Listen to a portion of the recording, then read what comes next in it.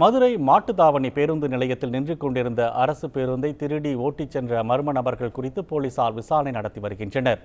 மதுரை மாட்டுத்தாவணி பேருந்து நிலையத்தில் இருந்து செங்கோட்டைக்கு TN 67 N 0680 என்ற எண் கொண்ட அரசு பேருந்து செல்லவிருந்தது.